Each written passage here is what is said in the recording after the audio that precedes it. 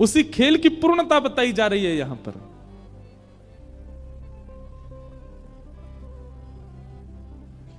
और अगर बालक उस खेल में उन मूर्ति बने हुए बालकों को नहीं हंसा पाता, नहीं हिला पाता, तो उसकी हार हो जाती है। ठीक वैसे ही हमारे संसार रूपी खेल में बहुत सारे मूर्ति बने हुए हैं। कौन? जगन्नाथ जी, बद्रीनाथ जी, द्वारिकाधीश जी, राधा रमण जी, राधा वल्लभ जी, बांके बिहारी जी, जब जाओ ऐसे ही खड़े मिलेंगे। लेकिन एक बात, मीराबाई को ऐसे नहीं दिखते थे ठाकुर जी। जब मीराबाई जाती थी मंदिर के कोने में खड़े हुए हुए, उसके रूप बदलते रहते थे, वो बातें करते रहते, दुनिया कहती कौन से बात कर रही है, पर उसके लिए ठाकुर जी ऐसे नहीं खड़े हैं। उसके लिए ठाकुर जी अलग अलग मुद्राएं बना रहे होते थे, उसके लिए ठाकुर जी ऊपर से बोल रहे होते थे।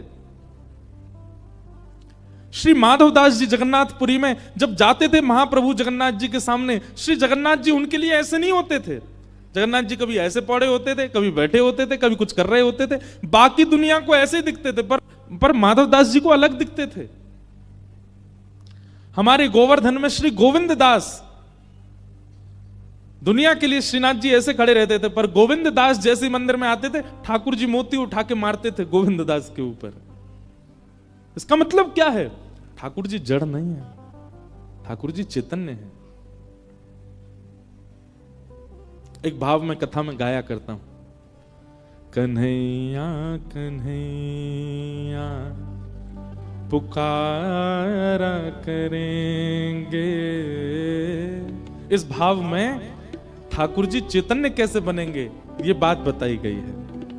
लताओं में ब्रज की गुजारा करेंगे, कन्हैया कन्हैया पुकारा करेंगे, लताओं में ब्रज की ताली बजा के गाओ, गुजारा करेंगे। ओ कन्हैया कन्हैया पुकारा करेंगे, लताओं में ब्रज की गुजारा करेंगे। कन्हैया कन्हैया पुकारा करेंगे, लताओं में ब्रज की गुजारा करेंगे।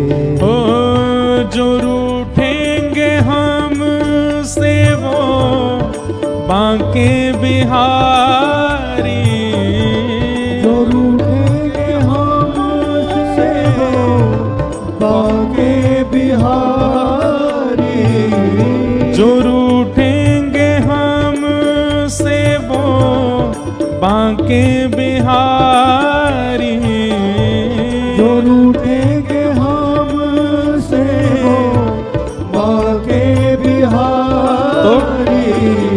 चरण पड़ उन्हें हम मनाया करेंगे, चरण पड़ उन्हें हम मनाया करेंगे। ओ चरण पड़ उन्हें हम मनाया करेंगे, चरण पड़ उन्हें हम मनाया करेंगे।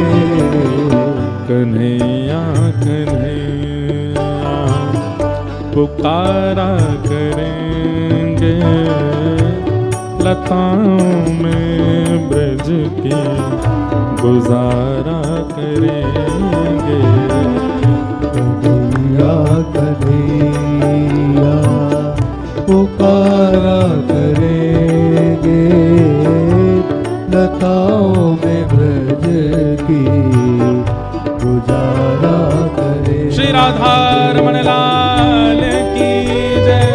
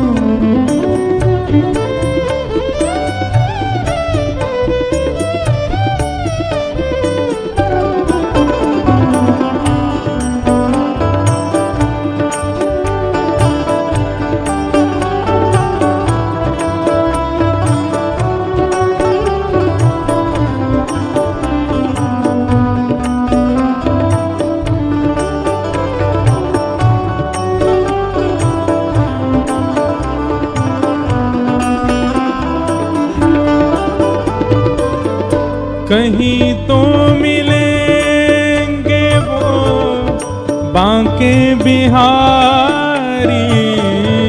कहीं तो मिलेंगे वो बांके बिहारी, कहीं तो मिलेंगे वो बांके बिहारी।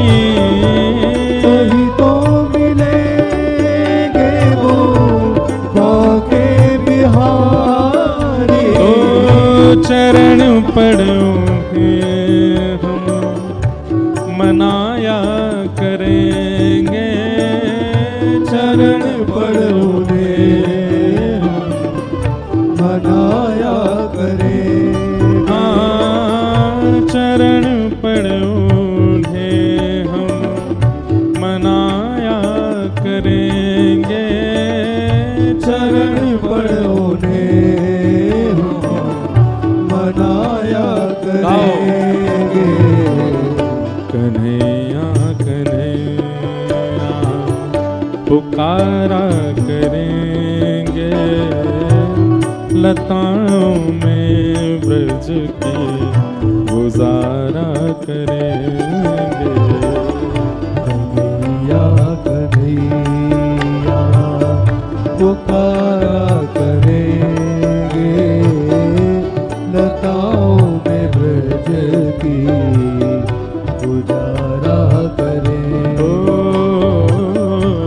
कन्हैया कन्हैया पुकारा करेंगे, लताओं में ब्रज की गुजारा करेंगे। कन्हैया कन्हैया पुकारा करेंगे, लताओं में ब्रज की गुजारा करेंगे। और उन्होंने नचाए हैं ब्रह्मांड सारे, उन्होंने नचाए हैं ब्रह्मांड सारे। उन्होंने नचाए हैं ब्रह्मांड सारे। उन्होंने नचाए हैं ब्रह्मांड सारे।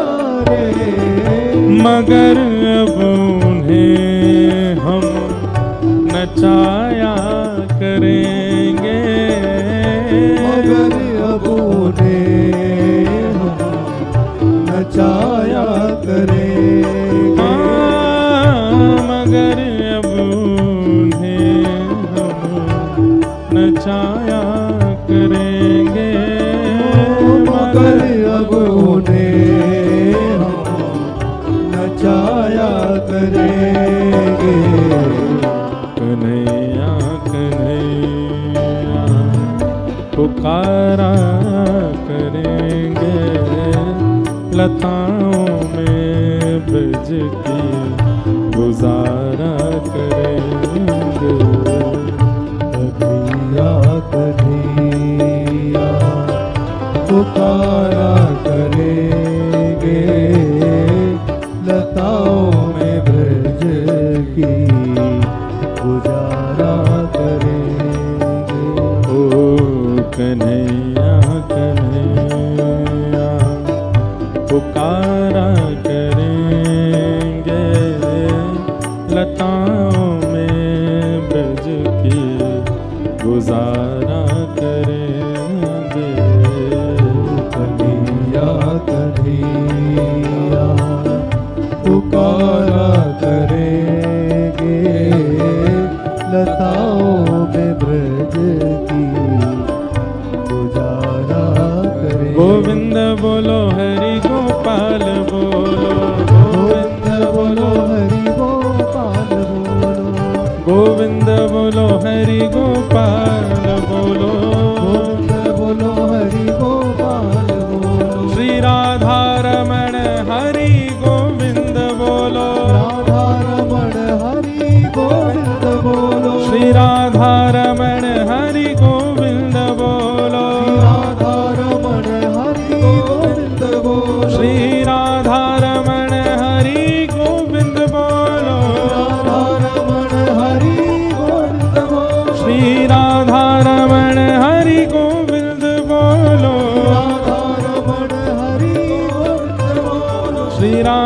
रमण हरि गोविंद बोलो, राधा रमण हरि गोविंद बोलो, श्री राधा रमण हरि गोविंद बोलो, राधा रमण हरि गोविंद बोलो, हे गोविंद बोलो गोपाल बोलो, गोविंद बोलो गोपाल बोलो, हरि गोविंद बोलो गोपाल बोलो, गोविंद बोलो गोपाल बोलो, श्री राधा रमण हरि गोविंद बोलो, राधा रमण हरि गोविंद बोलो, श्री राधा रमण हरि गोविंद बोलो, राधा रमण हरि गोविंद बोलो, श्री राधा रमण हरि गोविंद बोलो, राधा रमण हरि गोविंद बोलो, श्री राधा रमण हरि गोविंद बोलो, राधा रमण हरि गोविंद बोलो, श्री राधा रमण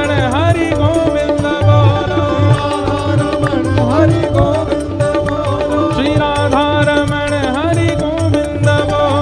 राधा रमण हरि गोविंद बोलो, श्री राधा रमण हरि गोविंद बोलो, श्री राधा रमण हरि गोविंद बोलो, श्री राधा रमण हरि गोविंद बोलो, राधा रमण हरि गोविंद बोलो, श्री राधा रमण हरि गोविंद बोलो, श्री राधा रमण हरि गोविंद बोलो, जय जय श्री राम, जय जय श्री राम, जय जय श्री राम। उन्होंने नचाए हैं ब्रह्मांड सारे, उन्होंने नचाए ब्रह्मांड सारे, मगर अब उन्हें हम नचाया करेंगे, मगर अब उन्हें हम नचाया करेंगे। किस भाव में? जैसे एक राजा की पुत्री मदन मोहन लाल जी से कहती है कि उनको जाना है साथ में, दहेज में लेके जाना है, तो ठाकुर जी अपनी उंगली हिला रहे हैं। गोपाल भट्ट गोस्वामी की भावना गूंज कम कीजिए, तो श्री ठाकुर जी शालिग्राम से प्रकट हो गए। ये इस भाव का अर्थ यही है, मगर अब उन्हें हम नचाया कर। हम जैसे चाहें वैसे हमारे ठाकुर जी रहें। अभी क्या है, जैसे ठाकुर जी चाहते हैं वैसे हम रह रहे हैं, और प्रारंभिक यही होना चाहिए, जैसे ठाकुर जी चाहें वैसे साधक रहे। लेकिन कुछ समय बाद फिर वो जैसे चाहता है वैसे ठाकुर जी रहने लग जाते। राम कथा में एक प्रसंग आता है केवट का, और केवट प्रसंग में एक भाव आता है कि जब केवट राम जी को नाव में बैठा लेता है, तो लेकर के जैसे ही पल्ली पार जाने लग जाता है, तो बीच रास्ते में ही, बीच नदी में पहुंचते ही केवट नाव वापस घुमा लेता है। लक्ष्मण जी कहते हैं, ए भाई क्या कर रहे हो, वापस क्यों लेके जा रहे हो? केवट कहता है, बोले चालक कौन है, मैं कि आप? बोले तुम हो। तो बोले तो मेरे पे विश्वास रखो ना, मैं जैसे चला रहा हूं, मुझे पता है ना नदी का क्या कैसे वेग है, कब कहां कैसे लेके जाना है, इसलिए मुझे मत सिखाइए। वापस लेके जाने लगा, फिर घुमा करके फिर छोड़ पर पहुंचाने लगा, फिर जैसे ही छोड़ आने वाला होता था तुरंत घुमा लेता था। सीता जी भी थोड़ी सी परेशान तो हो गई, लक्ष्मण जी तो नाराज ही हो गए, लेकिन 2-4 बार में जैसे ही बार बार घुमा लाता, नहीं छोड़ता पल्ली पार, तो अब की बार राम जी बोले, ए भाई ये क्या कर रहे हो तुम, इतनी देर हो गई, तुम क्यों बीच में हमको घुमा रहे हो, छोड़ दो ना पल्ली पार। केवट कहता, बस 3-4 बार में थक गए आप, और आप जो हमको 84 लाख बार नचाते रहते हो सब जगह, उसका क्या? कभी हमको कुछ बनाते हो, कभी कुछ बनाते हो, कभी बस इतने में ही हो गया, 4 बार में ही पसीना आ गया आपको। कभी मछली बनाते हो, कभी कुकर बनाते हो, कभी सूकर बनाते हो, कभी बिल्ली बना देते हो, कभी छिपकली बनाते हो, ना जाने कैसी कैसी योनियों में हमको नचाते रहते हो। हमने 4 बार बीच भंवर में क्या घुमा दिया, पसीना छूट गए आपके। उन्होंने नचाए हैं ब्रह्मांड सारे, मगर अब उन्हें हम नचाया करेंगे। कन्हैया कन्हैया पुकारा करेंगे, लताओं में ब्रज की गुजारा। एक बार 6-7 साल पहले हमारी कथा हुई नेपाल में, काठमांडू में। तो वहां पे एक भक्त हमको मिले। तो कुशा होती है ना, कुशा, कुशा का एक ऐसा छोटा सा एक बना हुआ था पात्र, और ऊपर से भी कुशा के पात्र से ही वो ढका हुआ था। तो वो लाए, बोले महाराज जी मेरे गोपाल जी के दर्शन करो। तो मैंने वो हटाया, तो उसके भीतर छोटे से गोपाल जी, और उनके अंदर मैंने एक अद्भुतता देखी। छोटे से लड्डू गोपाल, और उनके पाम में एक धागा बंधा था, और उस धागे से गैया बंध रही थी छोटी सी। मैंने कि भैया भगत जी इधर आओ। बनी ये क्या है? तुमने एक तो कुशा के सूखी घास के पात्र में तुमने ठाकुर जी धर रखे हैं, ऊपर से मैं तुमने पाम से गैया क्यों बांध रखी है? तो उनके नेत्र सजल हो गए। बोले महाराज जी हम ज्यादा धनवान नहीं हैं, हमारी स्थिति ऐसी है कि हमको कोई कुछ दे देता है तो हम पा लेते हैं। हमारे मन में ऐसा भाव आया कि हमारी स्थिति तो ऐसी कि 4-4 दिन तक भी कई बार भूखा रहना पड़ता है, पर ठाकुर जी से हमारा बहुत प्रेम है, ठाकुर जी की हम बहुत सेवा करते हैं, पर इनको राग भोग श्रृंगार 3 चीजें प्रिय, हम इनका भोग नहीं लगा पाते। इसलिए हमने भावना रखी है, एक छोटी सी गैया हमको किसी ने दे दी, तो वो गैया हमने भीतर छोड़ रखी है, और हमने लाल जी से कह रखा है जब जब आपका मन हुआ करे तब आप इनका जो है दूध पी लिया कीजिए, और हमें छोड़ के मत जाइएगा, भले ही चाहे गैया के दूध से ही पेट भर लो, हमें छोड़ के मत जाना कभी। और वो क्या बोले पता है आपको? सुन के आश्चर्य होगा। बोले महाराज जी ठाकुर जी के लिए भोग तो मैं रोज नहीं लगा पाता, पर रोज थोड़ी बहुत घास तोड़ करके गैया के सामने डाल देता हूं भीतर। मैंने क्यों? बोले गैया पालेगी तो दूध बनेगा, ठाकुर जी दूध पी लिया करेंगे। मैंने कहा भैया तेरी भावना। हमने कही भाई हो सकता है 56 भोग लगाने वाले को छोड़ के चले जाए, पर तुझे छोड़ के नहीं जाएंगे ठाकुर जी, तुम्हारी जो भावना है। ने एक सी धातु की गैया को घास खिलाते ताकि गैया का दूध बने, ठाकुर जी पी ले, और पांव से इसलिए बांध रखी कहीं गैया नहीं भाग जाए। कहीं गैया भाज गई, ठाकुर जी भूखे रह गए तो ठाकुर जी भी चले जाएंगे। भाव के वश में है भगवान, भाव के वश में है भगवान। ठाकुर जी व्यवस्था से नहीं आते, ठाकुर जी आपके धन से नहीं आते, ठाकुर जी आपके रूप से नहीं आते, ठाकुर जी आपकी सुंदरता से नहीं आते, ठाकुर जी तो केवल आपके भाव से आएंगे, रुकेंगे। तो अब मेरे पीछे जो स्वरूप है ठाकुर जी का, गोपाल जी, अभी ये कैसे हैं? ऐसे ही खड़े रहेंगे, लेकिन आपकी भावना सुंदर होगी तो इन 7 दिनों में आपको इनकी पलक झपकते हुए दिख जाएगी। आपकी भावना शुद्ध होगी तो ये इसके अलावा ऐसी मुद्रा में भी दिख जाएंगे। आपकी भावना शुद्ध होगी तो गैया से गले लगे हुए भी दिख जाएंगे। ठाकुर जी कहीं भी जड़ नहीं है, हमारी भावना जड़ है, इसलिए ठाकुर जी हमको जड़ दिखाई देते हैं। ठाकुर जी सब जगह चैतन्य रूप में। वो चैतन्य रूप कैसे दिखे, वो चैतन्य दृष्टि कैसे दिखे, वो कथा सिखाती, वो कथा दिखाती। तो भगवान पहला रूप क्या है? सत्य। और दूसरा रूप क्या है? चैतन्य। और ठाकुर जी का तीसरा रूप क्या है? आनंद। ठाकुर जी आनंद है। अच्छा, मुझे ऐसा लगता है ठाकुर जी को देखने के बाद देखने वाला आनंद रूप में आ जाता है। अगर कोई व्यक्ति अति आनंद में दिखाई दे रहा हो, समझ जाइयो या को ठाकुर जी मिल गए हैं, यही हमारे इतना आनंद में है। अच्छा, आनंद वाले व्यक्ति का स्वरूप स्वभाव क्या है? बहुत ध्यान से सुनिएगा। सुखी व्यक्ति और आनंदित व्यक्ति, इन दोनों में अंतर क्या है? जिसको देख करके आपके चित्त में भी शीतलता का अनुभव होने लग जाए, जिसको देख करके आपको प्रसन्नता होने लग जाए, जिसको देख करके आपका मुखमंडल प्रसन्न हो जाए, जिसको देख करके आप अपनी चिंताएं, अपने संकटों को भी भूल जाओ, समझ जाना वो आनंदित व्यक्ति है। जिसको देखकर के केवल प्रसन्नता हो रही है, बाकी सारी स्थितियां यथावत हैं, वो सुखी व्यक्ति है। अच्छा, दूसरी बात, सुखी व्यक्ति देह से भी ठीक होगा, मस्तिष्क मानसिक भी ठीक होगा, बुद्धि से भी ठीक होगा, दिखने में भी ठीक होगा, तभी सुखी कर पाएगा। पर आनंद देने वाला व्यक्ति वो कई बार स्वयं रोग से होगा, वो कई बार स्वयं पीड़ा में होगा, पर उसकी उपस्थिति आपको आनंदित कर देगी। यह आनंद वाले व्यक्ति का लक्षण। हमारे वृंदावन के पूज्य श्री प्रेमानंद जी महाराज, वो स्वयं देह से कई बार उतने उचित नहीं है, उतनी अच्छी अवस्था में नहीं है, पर उनको देख के लाखों आनंदित हो जाते हैं, करोड़ों आनंदित हो जाते हैं। ये आनंददायी व्यक्ति का लक्षण है।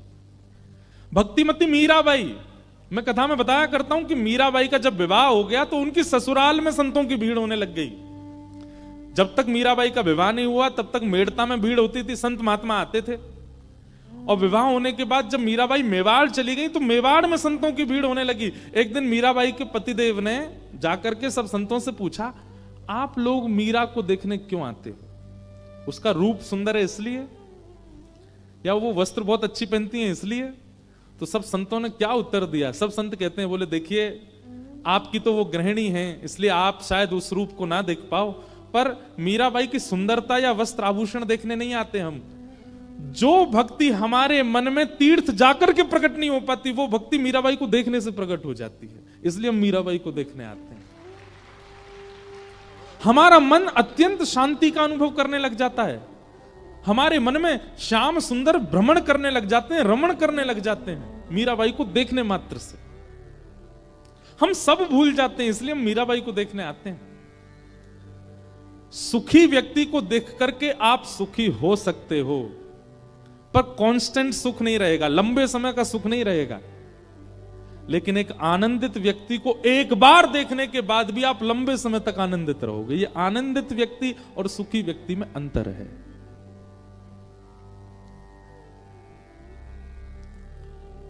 दूसरी बात, सुखी और आनंदित व्यक्ति में और अंतर क्या है? अभी ठाकुर जी की बात नहीं हो रही, केवल भक्तों की बात हो रही है। सुखी व्यक्ति के आप जितने समीप जाते जाओगे उतने उसके दुर्गुण दिखते चले जाएंगे, पर आनंदित व्यक्ति के आप जितने समीप जाते जाओगे उतने खो जाओगे, उतने और ज्यादा डूबते चले जाओगे। ये सुखी और आनंदित व्यक्ति का लक्षण। तीसरी बात, सुखी व्यक्ति संसार की व्यवस्थाओं में घिरा हुआ होगा और संसार से ही आपको सुखी कर रहा होगा। जैसे कि कोई एक्टर, जैसे कि कोई गायक, जैसे कि कोई इन्फ्लुएंसर, वो जब तक संसारी साधन उसके पास नहीं होगा वो आपको सुखी नहीं कर पाएगा। एक्टर के पास मेकअप नहीं हो, बिना मेकअप के मंच पे आ जाए सब भाग जाएंगे, कोई नहीं देखेगा उसको। ऐसे ही कोई इन्फ्लुएंसर, उसके पास में अगर संसारी कैमरा नहीं है, वो नहीं है, जो भी होते हैं उनके पास में वो सब नहीं है, तो वो आपको सुखी नहीं कर पाएगा। पर आनंदित व्यक्ति पेड़ की छांव के नीचे बैठेगा, आपको भी बैठा लेगा, आपको वहीं आनंदित कर देगा। उसको संसारी व्यवस्थाओं की आवश्यकता नहीं। सुखी और आनंद। और भैया अंतिम बात, सुखी व्यक्ति जो घोर संसारी है और आनंदित व्यक्ति जो घोर राधा रमण जी का है, वही है आनंद। जो घोर राधा रमण जी का, घोर राधा रमण जी का मतलब चलत कृष्ण, सोवत कृष्ण, उठत कृष्ण, इत कृष्ण, उत कृष्ण, आगे कृष्ण, पाछे कृष्ण, कृष्ण कृष्ण कृष्ण, सब जगह कृष्ण।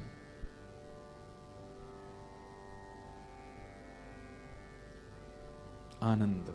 तो भगवान का तीसरा रूप क्या है? आनंद। सच्चिदानंद रूपाय विश्वोत्पत्त्यादि हेतवे, विश्व की उत्पत्ति पालन संहार जो करते हैं, तापत्रय विनाशाय, 3 प्रकार के तापों का जो उपशमन करते हैं, श्री कृष्णाय वयम नमः, ऐसे श्री कृष्ण को हम बारंबार प्रणाम करते हैं। आगे बंधुओं, अब यहां से महात्म की चर्चा शुरू होती है। नैमिषारण्य क्षेत्र में 88,000 सौनकादि ऋषि बैठे थे, बहुत ध्यान से सुनिएगा। और उन 88,000 सौनकादि ऋषियों ने मानव कल्याण के लिए यज्ञ करना प्रारंभ किया। लेकिन उस यज्ञ से कोई लाभ नहीं मिला। तब वहां पर सूत जी का आगमन हुआ और 88,000 सौनकादि ऋषियों ने सूत जी महाराज से पूछा कि मानव कल्याण कैसे होगा, कृपा कर हमें इसका साधन बताओ। तब सूत जी महाराज ने भागवत जी की महिमा कही। बोले भैया मानव कल्याण भागवत जी से हो सकता है। तब 88,000 सौनकादि ऋषियों ने कहा महाराज ये भागवत जी क्या है और ऐसा इन भागवत जी में क्या है जो अन्य साधनों में नहीं है, कृपा कर इन भागवत जी की महिमा हमको बताओ। तब सूत जी महाराज भागवत जी की महिमा बताते हैं। एक बार की बात है, नारद जी महाराज पृथ्वी पर आए। क्यों आए? क्योंकि पृथ्वी की बड़ी प्रशंसा होती है देवलोकों में। देवता आपस में बहुत प्रशंसा करते हैं पृथ्वी की। अरे भैया पृथ्वी बहुत अच्छी। क्यों? अरे वहां पर वृंदावन नाम का एक धाम है, वहां पर यमुना जैसी नदी बहती है, यहां पर कुंभ लगता है, सब लोग प्रयाग संगम में स्नान करते हैं। पृथ्वी बहुत अच्छी है। क्यों? यहां बद्रीनाथ है, यहां जगन्नाथ है, यहां द्वारिकानाथ है। पृथ्वी बहुत अच्छी है। क्यों? यहां पर दिव्य दिव्य संत कथाएं होती रहती हैं, सत्संग होता है, संकीर्तन होता है। ये सब स्वर्ग में नहीं होता, इसलिए देवताओं को पृथ्वी बहुत अच्छी लगती है। एक दिन नारद जी ने विचार किया पृथ्वी इतनी अच्छी है, चलो मैं दर्शन करके आता हूं। लेकिन पृथ्वी पर आते ही नारद जी महाराज को क्या दिखा कि अहम तो पृथ्वीं यातो ज्ञात्वा सर्वोत्तमामिति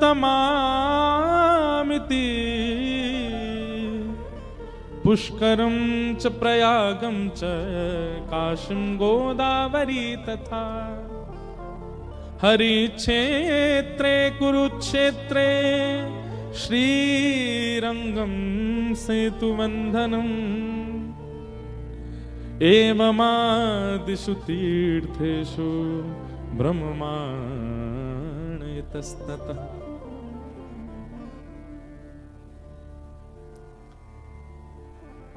नारद जी पृथ्वी पर आए। एक बात संसारी है, आप जब किसी की बहुत ज्यादा महिमा सुन लेते हैं ना, तो आप अपने मन में बहुत सारी एक्सपेक्टेशंस बना लेते हैं उस वस्तु से। जैसे हमको मान लो किसी ने कहा महाराज जी रांची की कचौड़ी बहुत अच्छी। अब यहां मिलता क्या वो तो हमें अभी नहीं पता। किसी ने हमसे कहा मान लीजिए रांची की कचौड़ी बहुत बढ़िया है। अब वो जब मिलता तब हमको यही कहता उसकी आलू की सब्जी ऐसी, उसमें हींग ऐसा पड़ा होता महाराज, मिर्च ऐसी होती है कि पूरा जो है शरीर झन्ना जाए, और महाराज कचौड़ी ऐसी देसी घी में बनी। अब वो इतनी प्रशंसा कर चुका है कि मेरे मन में एक उम्मीद जग चुकी है उस वस्तु के प्रति, बहुत अतीत में।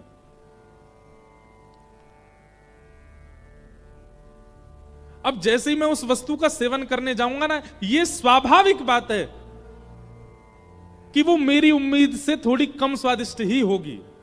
ये स्वाभाविक बात है। अब यहां पर भी देखिए संसार और आध्यात्म, इनमें अंतर।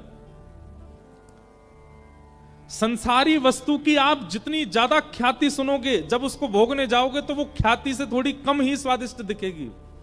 और आध्यात्मिक वस्तु का आप जितना ज्यादा श्रवण करोगे, जब उसका अनुभव करने जाओगे तो जितना आपने उम्मीद नहीं रखी थी उससे कई गुना ज्यादा स्वादिष्ट लगेगा आध्यात्म। यह भी अंतर है संसार में और आध्यात्म में। हमने वृंदावन का यश गाया, वृंदावन ऐसा, वृंदावन ऐसा, वृंदावन के ब्रजवासी ऐसे, वृंदावन के बंदर ऐसे, वृंदावन की यमुना जी ऐसी, वृंदावन के संत ऐसे। अब इतना आपने वृंदावन सुन लिया, जब आप पहली बार वृंदावन जाओगे, अगर वास्तव में शुद्ध भावना से जाओगे तो आपने जितना सुना उससे कई गुना ज्यादा आपको वृंदावन मिलेगा। लेकिन वहीं आपसे प्रशंसा कर दी जाए, विदेश में फलाना देश इतना अच्छा है, ऐसा है, ऐसा है, ऐसा है। कभी अनुभव करके देख लेना, आप जब आप जाओगे ना उस संसारी जगह पे, थोड़ा उसको आप कम ही पाओगे अपनी स्थिति से।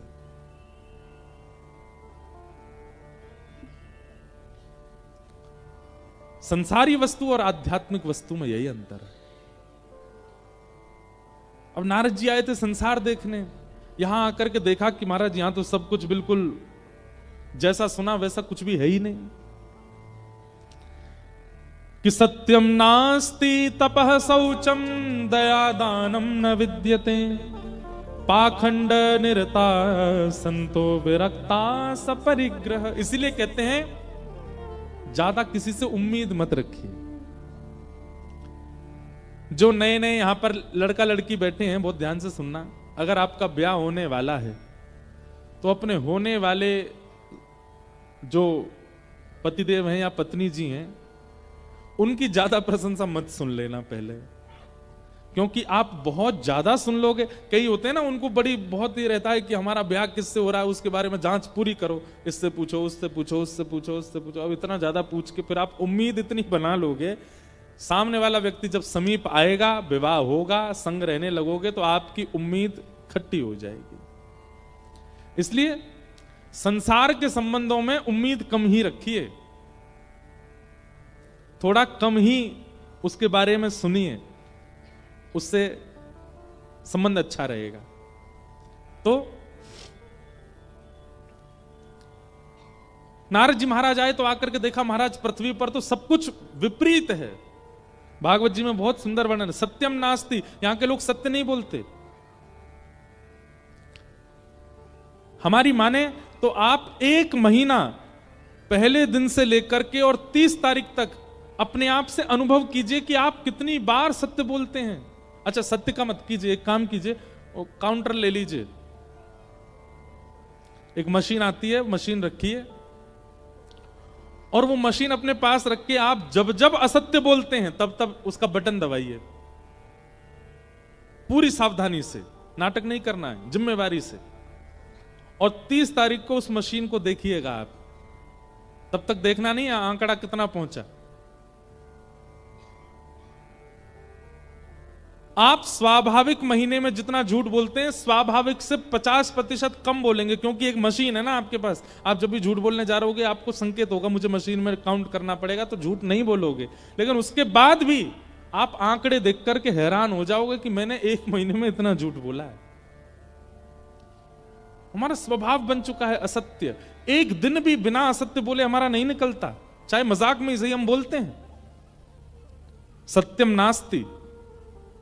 फिर आगे लिखा है तपह नास्ति, भजन नहीं करते हम लोग, खाना पूर्ति करते हैं। तपह नास्ति। शौचम नास्ति, शौच कहते हैं पवित्रता को, पवित्रता भी नहीं है हमारे मन में। हम केवल तन साफ बनाते हैं, पर अंदर पूरी गंदगी भरी पड़ी है। कहने का अभिप्राय, बाहर से गाड़ी धो दी पर अंदर उसमें सब मट्टी भी भरी पड़ी है, खाने पीने की सामग्रियां भी पड़ी हैं, दुर्गंध भी आ रही है। बाहर से साफ होने से क्या फायदा, ये तो केवल बाह्य आकर्षण के लिए था, अंदर तो कुछ भी नहीं है। लेकिन कई बार बाहर से गाड़ी साफ ना हो लेकिन अंदर से स्वच्छ हो, तो बैठ करके यात्रा की जा सकती है। ठीक वैसे ही ठाकुर जी के लिए हम सब लोग गाड़ी हैं। हमने बाहर से अपने आप को बहुत सुंदर बना रखा, पर अंदर सीट टूटी पड़ी है, स्टीयरिंग निकली पड़ी है, गियर निकले पड़े हैं, कुछ भी बढ़िया नहीं है। ठाकुर जी कहते हूं भाई कैसे बैठूं या कि चित्त में, सबरो तो उधरो पड़ो भीतर थे। ब्रजभाषा समझ रहे हैं ना? उधरो मतलब समझे, उधरो ब्रजभाषा में। जैसे अब उधरा कैसे समझाएं, जैसे ये हमारी बगलबंदी है, यहां से इसके धागा वागा निकल जाएं तो ये उधर जाएगी, इसको बोलते उधरा, उधरा हुआ। अभी सामने मैट मैट बिछे, सब उठपटांग हो जाएं, खुल जाएं। कई हमारे मित्र जन है वो उधरे ही रहते हैं, तो ये उधरा, उसको कहते हैं उधरा पड़ा रहना। एक बात याद रखिएगा, जिस व्यक्ति का स्वभाव, जिस व्यक्ति का जीवन ऐसे उधरा सा रहता है ना, ठाकुर जी नहीं आते उसके पास। ठाकुर जी को तो सुधरो चाहिए, उधरो नहीं। तो ठाकुर जी बाहर से देखते हैं, क्या बढ़िया महाराज, सुंदर जो है, क्या है वो, क्या लगा रखा है, बोरो प्लस लगा रखी है, जे लगा रखा है। बाहर से तो बढ़िया डिओड्रेंट परफ्यूम महक रहा है, बिल्कुल चटकदार कपड़े पहन रखे हैं, लेकिन भीतर शौचम नास्ति, पवित्र नहीं है। ठाकुर जी नहीं बैठते। तपह नास्ति, दानम नास्ति, शौचम नास्ति, कुछ भी नहीं है। कैसे हम लोग मंदास मंद मतयो, हमारी बुद्धि कैसी है, बोले मंद है।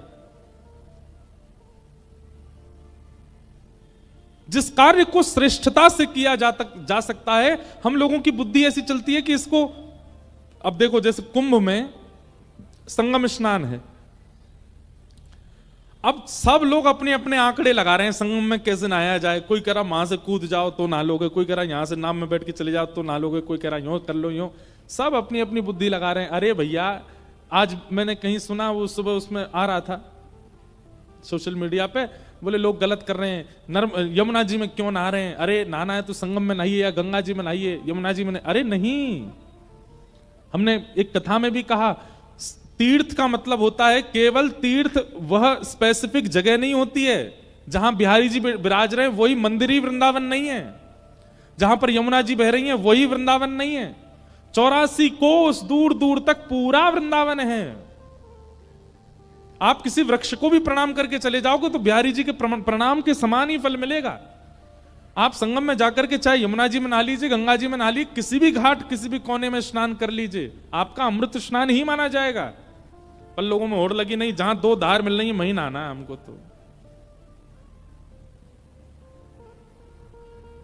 मति विकसित कीजिए थोड़ी, और मति विकसित होती है सत्संग से। जो व्यक्ति सत्संग नहीं करता उसकी मति जड़ित होती चली जाती है, जिसको हम कहते हैं ब्रॉड माइंडेड, बहुत बहुत उच्च विचार वाला, बहुत खुली सोच वाला, वो आध्यात्मिक व्यक्ति होता है, संसारी नहीं। तो कैसे हैं हम लोग? मंदा सुमंद मतयो मंद भाग्या युपद्रुता। नारद जी महाराज ने यह सब आकर के देखा। नारद जी देख करके बड़े परेशान हो गए, बोले भैया पृथ्वी की जितनी प्रशंसा सुनी थी, पृथ्वी तो बिल्कुल विपरीत है। नारद जी सब जगह भ्रमण करते करते वृंदावन आए, तभी वृंदावन में उन्होंने क्या देखा, यमुना जी के तट पर एक परम सुंदरी बैठी है और उस सुंदरी की गोद में 2 वृद्ध लेटे हैं। एक युवती की गोद में वृद्धों का लेटा हुआ देखना ये कोई उचित तो नहीं। नारद जी महाराज ने तुरंत जिज्ञासा प्रकट करते हुए पूछा, हे देवी आप कौन हो और आपकी गोद में 2 वृद्ध कौन है? तब उस कन्या ने अपना प्रत्युत्तर दिया, अहम भक्ति ख्याता इमो में तनयो मतौ ज्ञान वैराग्य नामानो काल योगेन जर्जरो।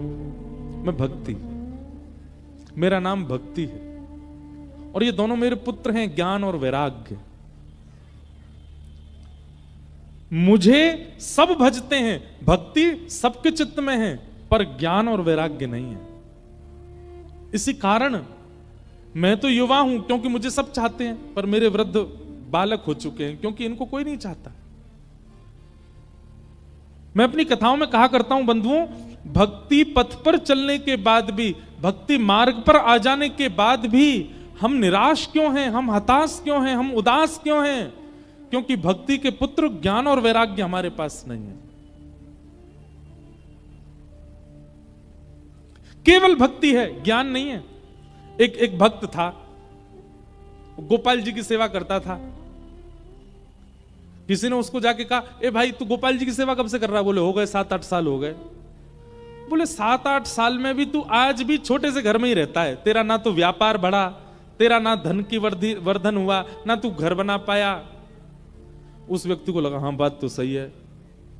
बोले तू देवता बदल दे, ये गोपाल जी तो छोटे से घर में ही राजी रहेंगे, तू एक काम कर महादेव की उपासना कर। देखा, महादेव की उपासना करने वाले को सोने की नगरी लंका मिल गई। उसके मन में तुरंत अविश्वास आ, ये अज्ञान है। अज्ञान आपके अंदर है, ये आपको कैसे पता चले?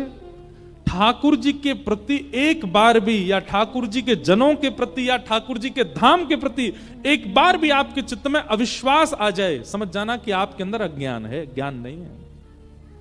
लेकिन कोई कुछ भी कह जाए, कोई कितना भी बोल जाए, धाम के प्रति, नाम के प्रति, ठाकुर जी के प्रति, लीला के प्रति और ठाकुर जी के जनों के प्रति आपके चित्त में कभी अविश्वास ना आवे, समझ जाना भक्ति के साथ ज्ञान है।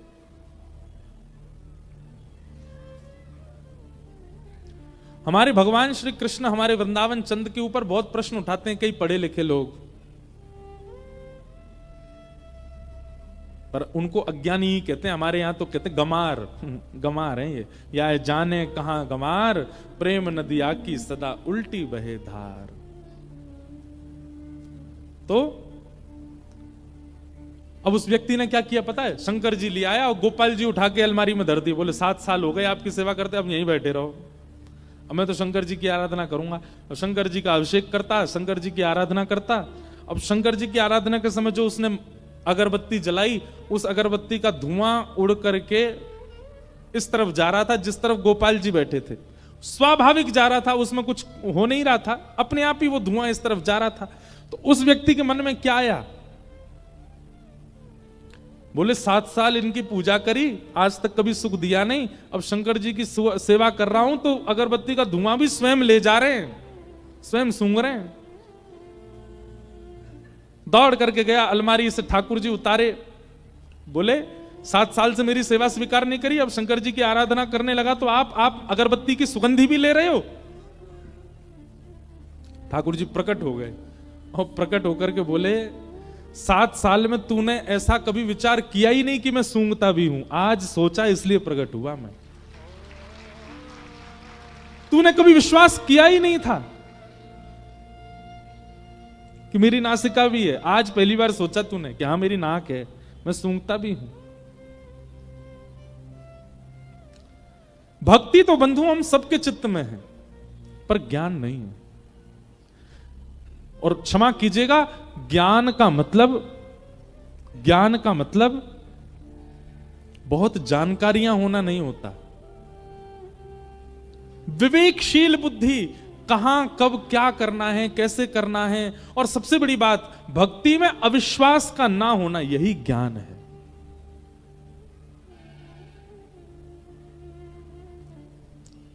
आपकी भक्ति में, आपकी सेवा में, आपके गुरु के प्रति, धाम के प्रति, तीर्थ के प्रति आपके चित्त में जो अविश्वास प्रकट होता है वही अज्ञान।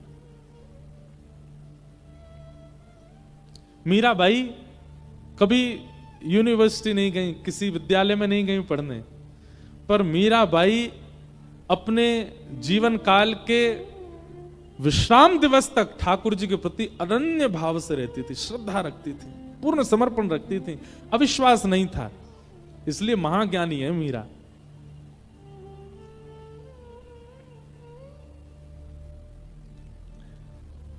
तो हमारी प्रार्थना, भक्ति तो है पर ज्ञान भी लाइए, और ज्ञान है इस बात का प्रमाण है ठाकुर जी के प्रति कभी अविश्वास ना होना।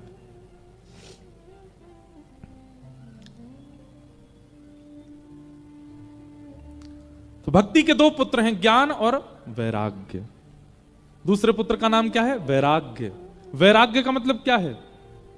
अपनी इच्छाओं का त्याग करना ही वैराग्य कहलाता है।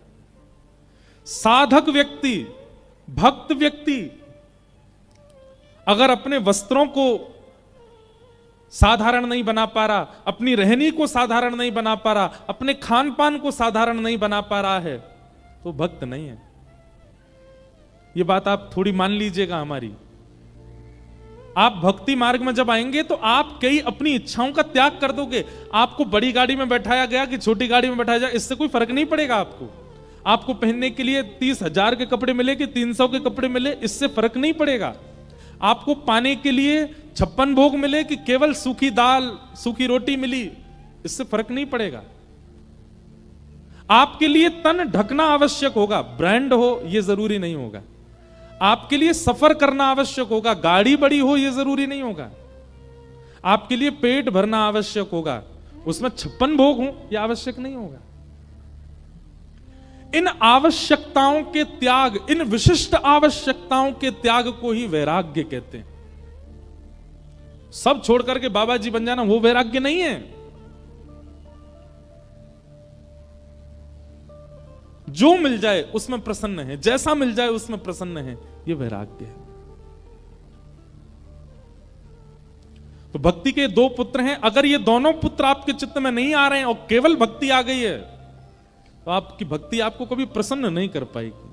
उस भक्ति से आप कभी आनंदित नहीं हो पाओगे, उस भक्ति से आप कभी ठाकुर जी का अनुभव नहीं कर पाओगे। इसलिए भक्ति के साथ साथ अविश्वास खत्म होना चाहिए, तभी ज्ञान आएगा। और भक्ति के साथ साथ इच्छाओं की निवृत्ति होनी चाहिए, तभी वैराग्य आएगा। और जब तक ज्ञान वैराग्य नहीं आएंगे, आप अपनी भक्ति से प्रसन्न नहीं हो पाओगे।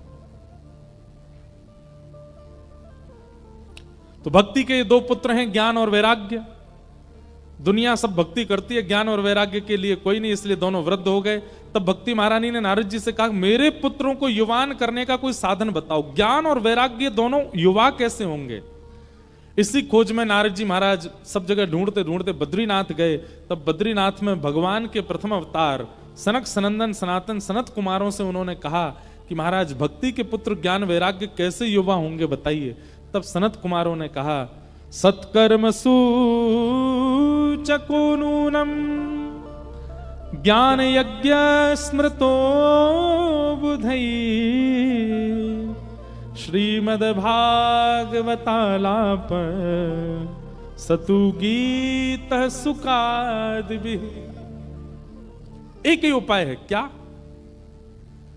सुखदेव जी के द्वारा सुनाई गई जो भागवत की कथा है, यदि भागवत की कथा तुम ज्ञान वैराग्य को सुना दोगे तो वे दोबारा युवा हो जाएंगे। एकमात्र भागवत जी में वो सामर्थ्य है कि वो ज्ञान वैराग्य को उत्थापित कर सकती हैं। बहुत ध्यान से सुनिएगा मेरी बात। आप कथा में क्यों आए हैं? क्योंकि भक्ति आपके चित्त में है। तो यहां आकर के प्राप्त क्या करना? आप ऑलरेडी भक्त बन गए हो, फिर यहां क्यों आए हो? आप भक्ति प्राप्त करने नहीं आए हो, ज्ञान और वैराग्य को उत्थापित करने आए हो। ज्ञान और वैराग्य हमारे चित्त में जो जीर्ण शीर्ण हो चुके हैं, उनको उत्थापित करने के लिए आप कथा में आए हैं। हमारे माइक कभी कभी ढीमे पड़ जाते हैं। बालकों की आवाज कितनी तेज होती है। कभी कभी हमें लगता है हम भी बालक होते हैं, ऐसे ही जोर जोर से कथा सुना रहे होते हैं। तो इनको बढ़िया बिस्किट खिला लाओ, बाहर ले जाके टॉफी दे देना। इधर देखो सब लोग, अरे मैया कैसो रो रो लाला। हमको इसलिए लग रहा है उसने वो मंकी कैप पहना ना, इतनी सर्दी तो है नहीं यहाँ पे, बेचारे का मुंह बंद हो गया है। ले उतर गया, लो शांत भी हो गया, और जोर से रो रहा है। सब लोग इधर देखो। जय हो झारखंड वासी। आप लोग सुनते तो बहुत ध्यान से, बस कभी कभी बीच में थोड़ी ऊधम हो जाते हैं। तो क्या बता रहा था मैं? ज्ञान और वैराग्य। 7 दिनों में आपका उद्देश्य क्या होना चाहिए? बहुत ध्यानपूर्वक इधर देखिए हमारी तरफ। आपका उद्देश्य, कई लोग कहते हैं भक्ति में आगे कैसे बढ़ें, भक्ति उत्थापित कैसे हो, हमारी भक्ति सजग कैसे हो, हम भक्ति में ठाकुर जी का दर्शन कैसे करें। आपके अंदर भक्ति है, पर वो भक्ति प्रसन्न कब होगी? जब उसके बालक चित्त में आएंगे, उसके बालक ज्ञान और वैराग्य। आपने किसी मां को अच्छे आसन पर बैठा दिया, मां की सारी व्यवस्थाएं अच्छी कर दी, पर बालकों को दुखी कर दिया। जिसके बालक दुखी हों वो मां कैसे प्रसन्न रह सकती है? भक्ति को आपने हृदय आसन पर बैठा रखा है। अब आगामी 7 दिन तक आपका उद्देश्य क्या होना चाहिए? कि ज्ञान और वैराग्य भी आए चित्त में। ज्ञान का मतलब क्या है? भक्ति में ठाकुर जी के प्रति कभी भी अविश्वास ना हो तो समझ जाना ज्ञान आ गया आपके चित्त में। और वैराग्य क्या है? अपनी इच्छाओं की कटौती करना, अपनी इच्छाओं से निवृत्त होना। ये एक प्रकार का वैराग्य। ये 2 चीजें कथा से आपको सीखनी है। वृंदावन जाने के बाद वृंदावन का रस जिस पर चढ़ जाता है, वो व्यक्ति जोगी जैसा क्यों हो जाता है? वो तिलक लगाए घूम रहा है, जटाएं बना लेता है सामान्य से। अभी कुंभ में ऐसा हुआ, ट्रेंड बन गया। अब बाहर के लोग नहाने आते हैं तो जबरदस्ती की जटाएं लगा करके और संतों की तरह रुद्राक्ष पहन करके, त्रिपुंड लगा करके। ये कोई बाह्य आवरण, कोई आडंबर नहीं है। त्रिपुंड लगा लिया, रुद्राक्ष माला धारण कर ली, और फिर उसके बाद गंगा स्नान कर रहे हैं, और फिर फोटो वोटो खिंचा के बस डाल दो, फिर जाके अपना वही जीन्स टी शर्ट पैंट में डोल रहे हैं, फटे हुए कपड़े पहन के घूम रहे हैं। केवल कुंभ में आए इसलिए संत जैसा भेष बना लेते हैं। नहीं, जब भक्ति में वैराग्य आता है तब वह भेष अपने आप प्रकट होता है, बनाना नहीं पड़ता।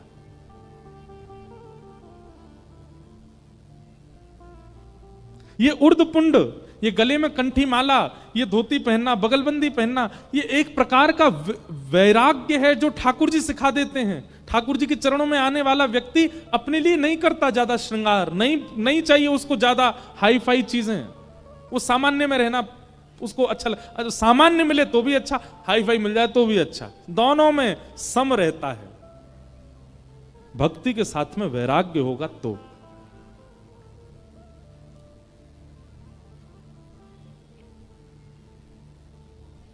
सुख में फूलो मती, दुख में भूलो मती, प्राण जाए मगर नाम भूलो मती, मुरली वाले को मन से रिझाते चलो, कृष्ण गोविंद गोपाल गाते चलो, कृष्ण गोविंद गोपाल गाते। हमको कोई चार्टर हवाई जहाज में बैठा दे तो हमको ज्यादा प्रसन्नता नहीं। कई बार कथा करने हम स्कूटी पे बैठ के चले जाते हैं, गाड़ी नहीं है, स्कूटी साइकिल से चले जाते तो भी कोई दुख नहीं। कोई यहां पर व्यास मंच के समान बड़ी बड़ी मालाएं पहना दे तो ज्यादा प्रसन्नता नहीं, और कोई कुछ माला भी ना पहना के जाए, दो बात बुरी सुना जाए तो उसमें कोई अप्रसन्नता नहीं। इस प्रकार का अपने आप को वर्सेटाइल बनाना, अपने आप को हर तरीके के माहौल में ढालने वाला बनाना, यह वैराग्य है भक्ति में।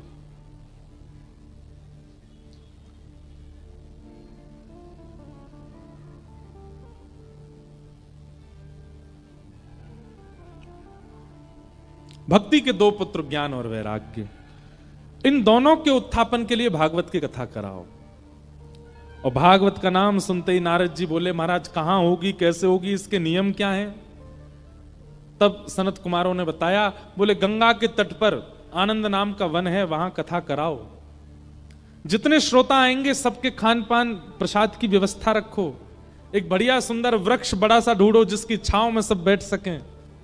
ऊंचा एक व्यास मंच बनाओ, व्यास मंच पर व्यास जी के बैठने की व्यवस्था करो। आदि आदि कथा की सारी व्यवस्थाएं बताई गई। नारद जी महाराज ने सब व्यवस्था की, और व्यवस्था में कथा जैसे प्रारंभ हुई, भक्ति ज्ञान वैराग्य तीनों आए। भक्ति महारानी तो युवा थी, पर ज्ञान वैराग्य ने जैसे ही कथा माहौल में प्रवेश किया कि भक्ति सुतौ तौ तरणौ गृहीत्वा प्रेमैकरूपा सहसा विरासीत्, श्री कृष्ण गोविंद हरे मुरारे, नाथेति नामानि मुहुर्वदन्ति। उस कथा के परिसर में जैसे ही ज्ञान वैराग्य ने प्रवेश किया, प्रवेश करते ही दोनों युवा हो गए। ज्ञान भी युवा हो गया, वैराग्य भी युवा हो गया।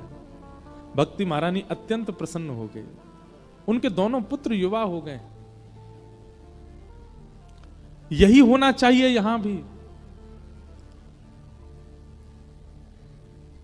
हमारी प्रसन्नता का कारण भक्ति में सजगता, और भक्ति में सजगता का कारण ज्ञान वैराग्य का उत्थान चित्त में। ये कथा से होगा।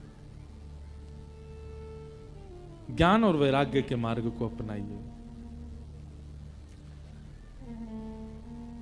भक्ति महारानी अत्यंत प्रसन्न हो गई, ज्ञान वैराग्य दोनों युवा हो गए।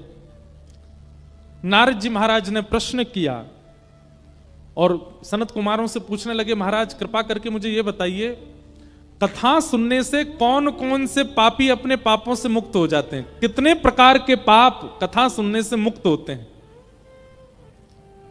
और यहां पर सनत कुमार कह रहे हैं, कौन कौन से पाप करने वाला व्यक्ति अगर कथा में आवे तो उसके पाप निवृत्त हो जाते हैं। ये मानवा पाप कृतस्तु सर्वदा सदा दुराचार रता विमार्गगा, क्रोधाग्निदग्धा कुटिलश्च कामिनः सप्ताह यज्ञेन कलौ पुनन्ति ते। बहुत सावधानी से सुनो। जितने भी पाप हैं, पहली बात तो पाप कहते किसको हैं? शास्त्र जिनकी आज्ञा नहीं देते, गुरुजन जिनकी आज्ञा नहीं देते, और माता पिता जिसकी आज्ञा नहीं देते, वो सब पाप है, सब पाप है। अगर ये सारे नियमों के विपरीत हमने कोई काम किया है तो वो पाप है। हमसे जो भी पाप हुआ है, और यहां पापों के कुछ नाम बताए गए हैं, जैसे कौन कौन से। सबसे पहला पाप दुराचरण। ध्यानपूर्वक सुनिएगा। किसी को माला जपते हुए देख आपके मन में यह भावना तो उत्पन्न नहीं हुई कि मैं भी माला जपूं, पर किसी को धुआं उड़ाते देख आपके मन में आया, ओए कितना बढ़िया लग रहा है, क्या देखो मुंह से धुआं निकल रहा है, मैं भी निकाल के देखूं। किसी को चंदन तिलक लगा करके आपके मन में भावना नहीं आई कि मैं भी लगाऊं, पर किसी की फटी जींस देख करके, किसी के ऊट पटांग वस्त्र देख के आपके मन में आया, मैं भी खरीदूं, मैं भी पहनूं, कितना बढ़िया लगूंगा, कूल लगूंगा मैं भी। ये दुराचरण है। मतलब किसी के आचरण को देख करके, किसी के व्यवहार को देख करके आप वह आचरण करने लग जाओ, इसको कहते हैं दुराचरण, और यह पाप है। आप अपनी पत्नी से प्रेम से ही रहते थे, आप अपनी पत्नी से प्रेम भाव ही रखते थे, लेकिन आपने अपने मित्र को देखा वो तेज आवाज में बात कर रहा था, उसकी पत्नी सामने, अब आप भी वही करने लगे, यह दुराचरण है, पाप है।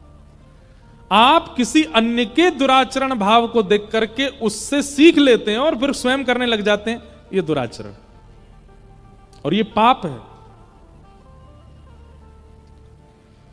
संसार में कोई भी व्यक्ति जन्म से दुराचरण नहीं करता, कोई गलत काम नहीं करता, वो देख के ही सीखता है व्यक्ति।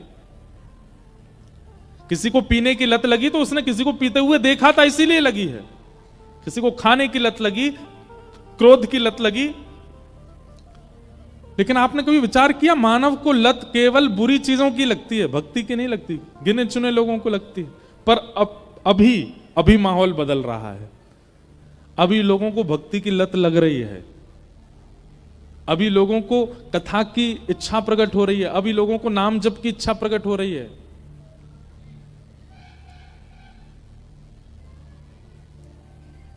दुराचरण, किसी के दूषित व्यवहार को देख करके आप भी वह करने लग जाओ, यह पाप है।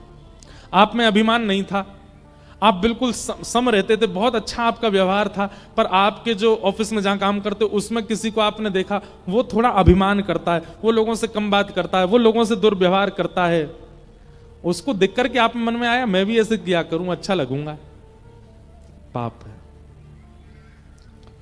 दुराचरण करना पाप है, पहली बात। दूसरी बात, विमार्गगा, गलत मार्ग पर चलना। माताजी, पिताजी, गुरुजी, बड़े भैया सबने बोला वहां मत जाना, वो अच्छी जगह नहीं है, वो मत करना, वो अच्छा नहीं है, ऐसा मत खाना, ये अच्छा नहीं है, ये सब पता है। क्या मांस खाने वाले व्यक्ति को नहीं पता कि अच्छा नहीं होता, फिर भी खाता है? मांस खाने वाला, किसी जानवर को मार के खाने वाले व्यक्ति को क्या नहीं पता कि यह पाप है, पर फिर भी खाता है? एक बात बोले, ना पता हो कि पाप है तो कुछ गलत करे तो इतना पाप नहीं लगता, लेकिन जानते हुए भी उसको करना, यह तो महापाप लगता है, घोर पाप लगता है। और मांस खाने वाले सब लोग घोर पाप ही कर रहे हैं। क्यों? उनको पता है कि एक जानवर मारा गया है हमारे लिए, फिर भी खाते हैं उसको। इसी को कहते हैं विमार्ग। शास्त्र मना करते हैं, वेद पुराण मना करते हैं, गुरुजन मना करते हैं नहीं खाओ, फिर भी खाते हैं। विमार्ग, जिस मार्ग के लिए मना किया गया उस मार्ग पर चलना, यह महापाप है। और क्रोधाग्नि दग्धा, तीसरा पाप क्या बताया? भयंकर गुस्सा। छोटा मोटा गुस्सा, थोड़ा मोटा गुस्सा चलेगा, लेकिन भयानक क्रोध आना, और भयानक क्रोध में कुछ भी बोल देना, कुछ भी कह देना, हाथापाई कर देना, कुछ फेंक देना, उठा देना, इस प्रकार की क्रिया करना, यह महापाप है। क्रोधाग्नि दग्धा। कुटिलश्च कामिनः। अब कुटिल किसको कहते हैं? ये चौथा रूप है पाप का। कुटिल का मतलब क्या है? आपके मुंह पे क्या बोलेगा? बहुत अच्छे बेटा, अच्छे से पढ़ाई करना, खूब अच्छे जाना आगे, इतने परसेंटेज मुझे चाहिए तुम्हारे, 80% से कम नहीं आने चाहिए, पर मनी मन क्या सोच रहे हैं? फेल हो जाए। मुख पर क्या दिखा रहे हैं? कि तुम अच्छे बनो, तुम्हारा ब्याह बहुत अच्छा हो, पति पत्नी दोनों का ब्याह हुआ, उनसे कह रहे हैं बहुत अच्छे से रहना, भगवान करे तुम सदा सुखी रहो, पर मनी मन क्या सोच? तुम्हारा ब्याह टूट जाए, चले ही नहीं ज्यादा। मुख से दिखा कुछ रहे हैं पर भीतर से कुछ और है, इसको कहते हैं कुटिल व्यक्ति, पाप है। और ऐसे लोगों की संख्या बहुत है संसार में। वो दिखाते अपने आप को बहुत प्रेमी हैं, पर हैं नहीं। कामिनः, काम भावना चित्त में, जिसको देख लें, जिसके स्वरूप का दर्शन कर लें, जिस स्थान पर चले जाएं, उनके चित्त में केवल काम ही आता और कोई बात ही नहीं आती। ये महापाप के लक्षण हैं। ऐसा व्यक्ति अगर परिवर्तन की भावना से अपने दोष को आगे रख करके अगर कथा सुनने बैठे तो कथा उसके उस दोष को नष्ट कर देगी। जैसे कि कोई व्यक्ति दुराचरण करता है और वो अपने दुराचरण के भाव को जानता है, बोले मैं बहुत जल्दी इंप्रेस हो जाता हूं गलत करने वाले लोगों से। कई लोग ऐसे होते हैं वो पीते नहीं है पर वो पिलाते हैं सबको। उनको देखना ही अच्छा लगता है, पियो पियो बढ़िया, ये आपस में लड़ेंगे मुझे बहुत आनंद आएगा। ये दुराचरण है, ये पाप है। एक मिला था मुझको, कहीं एक बालक आया, बोले महाराज जी एक बात पूछनी। मैंने क्या? मैं पीता नहीं हूं। मैंने तो मेरे जो मित्र हैं उनको मैं पिलाता हूं। फिर वो आपस में लड़ते हैं, मैं देख के आनंद करता हूं। मैं तो पानी ही पीता हूं पर उन लोगों पे हजारों रुपया खर्च करता हूं, क्योंकि पी के फिर उनके सच निकल के आते ही आते। मैंने कहा बेटा उनको जितना पाप लगेगा ना मल्टीप्लाई इंटू 1000 होकर तुझको लगेगा। तू करवा रहा उनसे पाप। ये दुराचरण है। दुराचरण करने वाला व्यक्ति अगर कथा सुने तो उसका दुराचरण भाव दूर होगा, लेकिन सुनने से नहीं होगा। मैं ऐसे कितने लोगों को जानता हूं, हजारों कथाएं सुन चुके हैं, लेकिन आज तक उनके हृदय का काम नहीं मरा, आज तक उनके हृदय में कोई परिवर्तन नहीं आया। वो आज भी वैसे ही हैं, कोई परिवर्तन उनके जीवन में नहीं कर पाए हम। क्यों? क्योंकि कथा को उन्होंने श्री कृष्ण रूप मान करके सुना ही नहीं, इसलिए कोई परिवर्तन नहीं हो पाया। परिवर्तन होगा, सबसे पहले तो आप वक्ता की वाणी के प्रति पूर्ण विश्वास रखो, भरोसा रखो। दूसरी बात, कथा को केवल शब्द ना मान करके साक्षात ठाकुर जी का रूप मानो। और तीसरी बात, अपने दुर्व्यवहार को, अपने दूषित क्रियाओं को आगे रखो। इनको मुझे सुधारना है, इसके लिए मैं कथा सुन रहा हूं। कथा आपको बदल देगी, परिवर्तित कर देगी। जब तक आप अपने दोषों को आगे नहीं रखोगे, जब तक अपनी बीमारी को आगे नहीं रखोगे, डॉक्टर दवाई कैसे लगाएगा? डॉक्टर दवाई कैसे बताएगा? इसलिए कथा में जब आप बैठते हैं ना, तो अपने दूषित विचार जो आपके अंदर कमियां हैं उनको पहले विचार कर लिया कीजिए। हे भागवत जी, मेरे अंदर क्रोध बहुत है, मेरे अंदर काम है, मेरे अंदर लोभ है, ईर्ष्या है, द्वेष है, कृपा करके आप परिवर्तन कीजिए। 7 दिन में आप अपने आप को देख लीजिएगा, आपके यहां का क्रोध कहां चला गया, आपका लोभ कहां चला गया, सब परिवर्तित हो जाएगा। एक सुंदर रूप धारण कर लोगे आप। तो कथा इन सबको परिवर्तित करती है। तभी नारद जी ने पूछा, अगर कोई माता पिता का द्रोही बालक हो, महापापी, वो क्या कथा उसको भी पवित्र कर देती है? तब सूत जी महाराज कहते हैं, हां। सनत कुमार कहते हैं, बोले एक धुंधुकारी नाम का बालक था जो माता पिता से विद्वेष करने के बाद भी भागवत की कथा से पवित्र होकर के भगवत धाम चला गया। नारद जी बोले, कृपा कर मुझे बताइए कैसे। तब यहां धुंधुकारी का प्रसंग सुनाया गया। एक आत्मदेव नाम के ब्राह्मण थे, उनके कोई संतान नहीं थी। संसार में बंधुओं, व्यक्ति एक जगह पाप और करने लगता है, उसके पास जो वस्तु नहीं है उस वस्तु की प्राप्ति के लिए फिर वो कुछ भी करने लग जाता है। उसको कोई कह दे वहां जाकर के नारियल बांध आओ, वहां जाकर के दिया जलाया आओ, वहां जाकर के चद्दर पहनाया आओ, वहां पे ये कर आओ, वहां पे तुम्हारे काम बन जाएंगे। वो इतनी जगह भागे आता है, महाराज कैसे भी करके मेरा काम बने। हमारी एक बात ध्यान रखिएगा, संसार का एक स्वभाव है अपूर्णता। क्या है? जोर से बोलो। अपूर्णता। अपूर्णता का मतलब जानते हैं? न पूर्ण इति अपूर्ण। संसार में कभी पूर्णता किसी को नहीं मिल सकती, चाहे आप प्रधानमंत्री बन जाइएगा, चाहे आप राष्ट्रपति बन जाइएगा, चाहे आप भागवत वक्ता बन जाइएगा, चाहे आप कोई नेता बन जाइएगा, आप कभी भी पूर्ण नहीं रहोगे। संसार में अपूर्ण आओगे और जाओगे भी अपूर्ण। कभी पूर्णता का अनुभव नहीं हो सकता आपको। इसलिए आप किसी ना किसी चीज से अपूर्ण रहोगे। या तो आपको पुत्र हो गए तो पुत्री नहीं है, पुत्री हो गई तो पुत्र नहीं है, धन मिल गया तो विवाह नहीं हुआ, विवाह हो गया बच्चे भी हैं पर घर नहीं है, घर भी है बच्चे भी हैं पत्नी भी है, लेकिन कोई मानता नहीं है, सुनता नहीं है, सब अपने मन की करते हैं। आप कहीं ना कहीं तो अपूर्ण रहोगे और उस अपूर्णता में ही आपको रहना चाहिए। और एक बात और बताएं, आप जैसे ही एक चीज को पूर्ण करने का प्रयास करोगे, दूसरी जगह से आप अपूर्ण ही हो रहे होगे।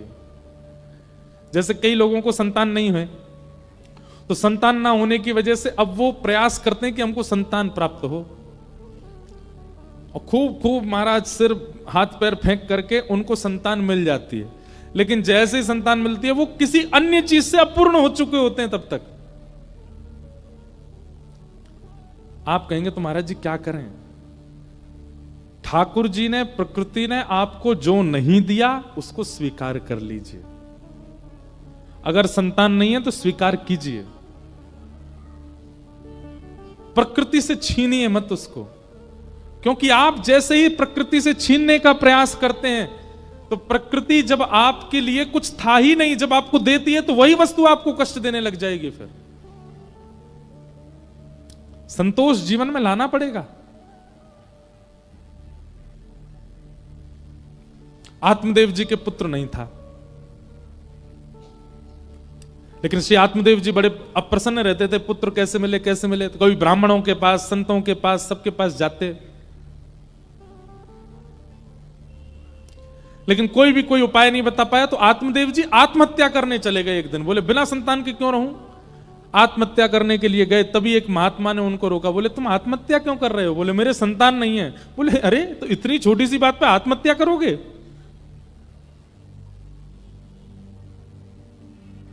आत्महत्या मत करो, ये लो फल, अपनी पत्नी को खिला देना। तुम्हारे घर वैसे तो 7 जन्मों तक अगले संतान नहीं है, पर मैं अपने पूरे जीवन का तप देता हूं, तुमको एक पुत्र हो जाएगा।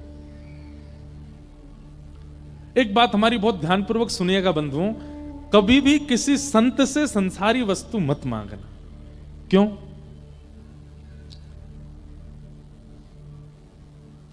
क्योंकि संतों के पास देने के लिए केवल भजन है, और जब आप उनके सामने संसार मांगोगे तो वो मना नहीं करेंगे, भजन के बदले संसार देंगे। और क्षमा कीजिएगा, भजन के बदले अगर संसार मिला तो उस संसार से आप कभी प्रसन्न नहीं रह पाओगे। इसलिए हमारी प्रार्थना है, महापुरुषों से, महत्पुरुषों से संसार कभी मत मांगना। भाई धनवान व्यक्ति धन ही दे सकता है, गुणवान व्यक्ति गुण ही दे सकता है, भजनवान व्यक्ति संसार कैसे दे देगा? भजन ही तो देगा आपको। लेकिन हम लोग क्या करते हैं, कई लोग हमारे पास भी, हम तो जबकि संत भी नहीं है, हम तो केवल कथा वक्ता हैं, हम कहीं जाते आते हैं, महाराज जी हम पे थोड़ी कृपा कर दो, हम बड़े दुखी डोल रहे हैं आजकल, हमारे काम धंधे नहीं चल रहे, कुछ करो तो। अरे भाई मैं क्यों कथा करता, मैं भी कोई फैक्ट्री खोल लेता, अपने सिर पे ही हाथ धर लेता, चल भैया तेरी फैक्ट्री खुल जाए। कई माताएं, कई भाई लोग आते हैं, माताएं आती हैं, हमारी बहू को आशीर्वाद दे दो महाराज जी। क्या दे दें आशीर्वाद, इतने साल हो गए इनको, अब आप कथा का एक फल ऐसा इनको प्रदान कर दें, संतान हो जाए। अरे आप संसार क्यों मांग रहे हैं? नहीं मांगना है। और हम मंच से कह रहे हैं, नीचे आके तो नहीं कह पाएंगे, कभी आपसे सामने बैठ के तो नहीं बोलेंगे, पर मंच से कह रहे हैं। जब आप किसी भक्त से, वैष्णव से, भजनानंदी से संसार की कामना करते हैं तो उससे मिलेगा, 100% मिल जाएगा जो मांगोगे, पर वो वस्तु फिर आपको वही वस्तु अप्रसन्न रखेगी, प्रसन्न नहीं हो पाओगे। एक बार एक हमारे जानकार हैं, उनका बेटा, उसने प्रेम विवाह की इच्छा प्रकट की। प्रेम विवाह करने के हम कोई विपक्षी नहीं है, पर प्रेम विवाह माता पिता और परिवार की रजामंदी से ही होना चाहिए, उनकी प्रसन्नता से होना चाहिए। माता पिता प्रसन्न है तो महाराज हमें क्या फर्क पड़ता, पड़े रहो, कहीं हम कर लेंगे कहीं जाके, ऐसा नहीं होना चाहिए। उनको रिझाइए, मनाइए, करिए, पर उनकी प्रसन्नता से। अगर वे अप्रसन्न हैं तो हाथ जोड़िए। तो एक हमारे संपर्क में थे, उनके पुत्र ने किसी से विवाह की इच्छा प्रकट की। अब सब लोगों ने, ज्योतिषियों ने, कई संतों ने, सबने कहा कि भाई इनका विवाह उचित है नहीं। माता पिता भी थोड़े से अप्रसन्न हो गए। देखिए, या तो दिखवाइएगा नहीं, और दिखवाने पर अगर थोड़ी चूक पता चल रही है तो फिर उस चूक का निवारण कीजिएगा।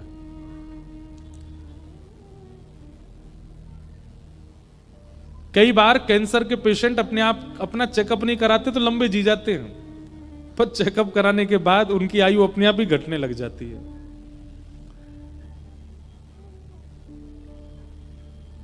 तो उन्होंने इच्छा प्रकट की कि मुझे उससे ब्याह करना है। अब ब्याह के लिए जब नहीं माना कोई भी, तो वो जिद करने लगे, नहीं मुझे तो उससे ब्याह करना है। तो उनके पिताजी अपने गुरुजी के पास गए, बोले कि बेटा बहुत जिद कर रहा है कि नहीं ब्याह तो वहीं करूंगा। तो उन संत ने क्या कहा, बोले कि 3 दिन का एक यज्ञ होगा, यज्ञ में कहना दोनों बैठे। 3 दिन का यज्ञ हुआ, दोनों बैठते थे जिनका विवाह होना था। तीसरे दिन क्या किया, उन महात्मा के करीब 20-25 साल पुरानी जटा, उन्होंने उन जटा को काट करके जटा यज्ञ आहुति में डाल दी। सब लोग देख के हैरान हो गए, ये क्या किया इन्होंने। तब वो महापुरुष बोले, देखो ये बालक विवाह का जहां मन है इसका, वहां जो हमको दिखा उचित नहीं था, इसलिए हमने अपने 25 वर्ष के संपूर्ण तपस्या का फल दे दिया। 25 वर्ष तक तो इसको कुछ नहीं होगा। अगर कोई संकट आना होगा तो 25 वर्ष तक तो नहीं आएगा, 25 वर्ष बाद बालक, तब तक शायद मैं जीवित नहीं रहूंगा, तू अपना ध्यान रखियो बस। ऐसा किया। हमारे मन में यह बात आई कि एक महापुरुष ने 25 वर्ष तक भजन किया, और उस भजन का बलिदान एक व्यक्ति के दाम्पत्य संसारी जीवन को सुखी करने के लिए किया। वो दोनों संग तो हो गए पर प्रसन्न नहीं रह पाए। क्यों? एक महत् पुरुष ने अपना भजन का बल दे दिया। भजन के बल से भजन उत्थापित हो सकता है, भजन के बल से संसार उचित नहीं हो पाएगा। इसलिए हमारी प्रार्थना, कभी संत महापुरुष भजनानंदियों से कभी संसार मत मांगना। मांगना हो तो भजन ही मांगना, मांगना हो तो ठाकुर जी को ही मांगना। संसार में संसार मांगोगे मिल जाएगा, पर प्रसन्न नहीं रह पाओगे। मांगा है मैंने श्याम से वरदान एक ही, तेरी कृपा बनी रहे जब तक है जिंदगी। मांगा है मैंने श्याम से वरदान एक ही। एक ही वरदान मांगो, आप कृपा बनाए रखना बस।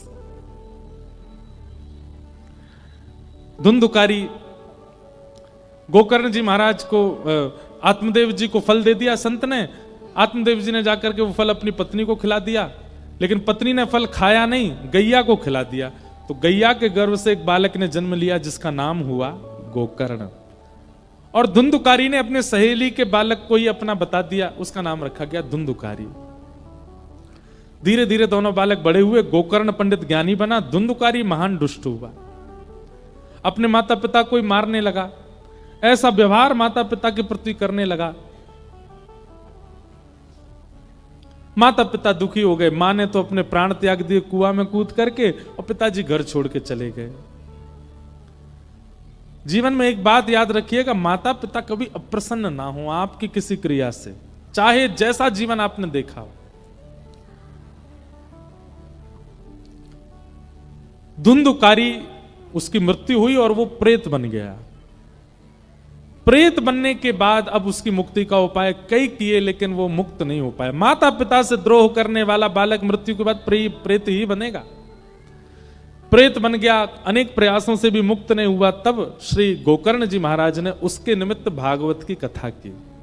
सूर्य भगवान की आज्ञा से भागवत की कथा हुई और सप्ताह कथा होते ही धुंधुकारी प्रेत योनि से मुक्त होकर के भगवत धाम प्रस्थान कर गया। बोलो भक्तवत्सल भगवान की। तो श्रीमद् भागवत कैसी है? प्रेत पीड़ा को दूर करती है। अगर कोई प्रेत योनि में चला गया है और उसके निमित्त भागवत जी का पाठ करा दिया जाए तो वो प्रेत योनि से मुक्त हो जाता है। तो भागवत जी के महात्म्य में दो बातें प्रमुख रूप से बताई। पहली बात ज्ञान और वैराग्य का उत्थापन, और दूसरी बात प्रेत पीड़ा विनाशिनी, प्रेत पीड़ा से मुक्त करती हैं। ऐसी भागवत जी को हम बारंबार प्रणाम करते हैं। बोलो भागवत महापुराण की। भागवत जी का महात्म हमने आज श्रवण किया। प्रथम स्कंद से हम लोग कल से कथा का प्रारंभ करेंगे। कथा का समय 3 बजे से है, आप लोग उससे पहले ही आ जाएं ताकि खूब आनंद विस्तार से कथा हो।